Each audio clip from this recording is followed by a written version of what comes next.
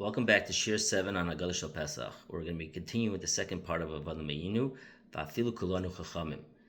We're going to explain this part of the paragraph with the explanation of the Rashbats. Afilu Kulanu Chachamim, even if it would all be Chachamim, which means, according to Rashbats, that at some point we heard it from our Avos, and Kulanu Nevoinim, that we have the ability to understand Davar Mitoich Davar, which is a certain type of Bina, the ability to deduce and one concept from another, and Kulanu Zakanim, and we are older in years, meaning that we know all this knowledge right for many years, and Kulanu Yodis Torah, we all know the Torah, and like David Rambam explains, that everything we will discuss about Yetzias Mitzrayim, we know this knowledge already. Still, no matter our level of knowledge or how long we know it for, mitzvah aleinu l'saper Yetzias Mitzrayim. We have a mitzvah to say over Sipur Yetzias Mitzrayim, and the Ritva again adds this is specifically b'toich simcha v'odah, with joy and thanksgiving. V'chol hamarba l'saper Yetzias Mitzrayim harei meshubach. Anybody who increases to discuss the Sipur, the more you discuss it, the more praiseworthy it is. Like the Ravan explains that the more you discuss that what Hashem did for us, the more you appreciate it, the more you're honoring HaKadosh Baruch Hu.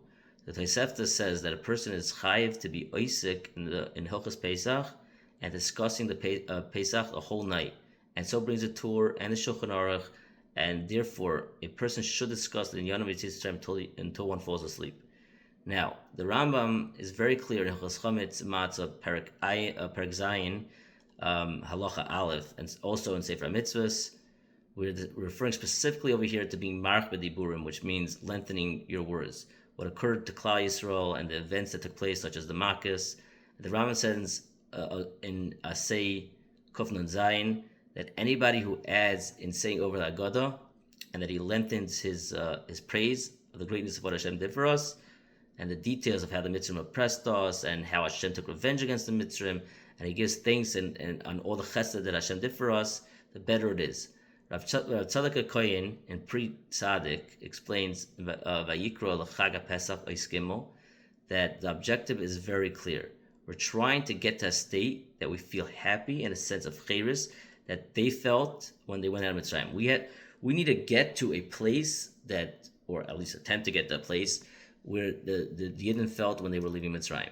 The Meshech Chachma and Shemois Perek Yud Beis Pasuk Chaf Aleph adds the nature of a person, their nefesh habehemis, like their animal instinct, is like the Gemara explains. The more you repeatedly do something, the more and say something, the more you accustom your nefesh to something. And this is the advice that we're trying to bring over for a person to repeat over again and again something important in Avodas Hashem. You say it over and over again until a person's nefesh starts to feel it.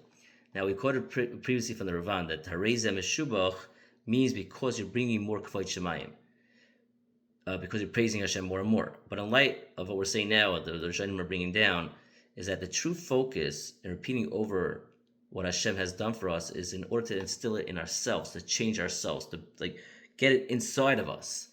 The Sfas Emes explains that in Rechaim Friedlander brings it down in a Sefer Mayadim that meshubach is referring to us. Through the Sipur, we ourselves become enhanced on a higher level. Even the greatest Chachamim, we would add, that have the wisdom and know all the knowledge of the Torah, it's a life's work of reviewing the fundamental ideas over and over until it becomes deep in your nefesh, and you're inspired from what you learned. Like the Bali Moser bring down, you shall know it today and lay it down in your heart. You can know knowledge today, but it's a life's work to instill it deep into your heart. It's an avodah. You got to do it over every single day. Even if we would all be chachamim, like we're going back to the paragraph, even if we all be chachamim, but because it's the night of creation of Klal Yisrael, we're reliving going out of Mitzrayim, we must become elevated in our feeling of simcha and gratitude to HaKadosh Baruch Hu for taking us out. And therefore, it's not just a knowledge. It's not just a knowledge. It's a deep emotional feeling which can only be developed by reviewing concepts over and over again and trying to relive it. And this might be an answer for what the Achronim will ask, questioning about giving praise. There's a Gemara in Brachos, I think on Daf Lamed Gimel Amud Beis, that there was somebody who was standing in front of Chanina, and he started listing off all the praises of Hashem. He was saying Haggadah, Va'gibor, Va'noiro, Va'adir, and so on. And he kept going. And when he finished, Chanina was very upset at him. Because lengthening and saying over many praises of Hashem, you're making it sound like that's all of his praises. And it's actually a negative thing, but because it seems like you're limiting it to those specific praises. Sometimes a Mishnah lists exclusions of something. If it lists a bunch of exclusions, those are the only ones. So why would it be a positive for us to list so many these praises, list of praises of Hashem? Several Chachamim answer that the difference is that here that we're not trying to appease Hashem by saying any of his praises. Then it's problematic, like the Gemara in Bracha says, because there's no shear.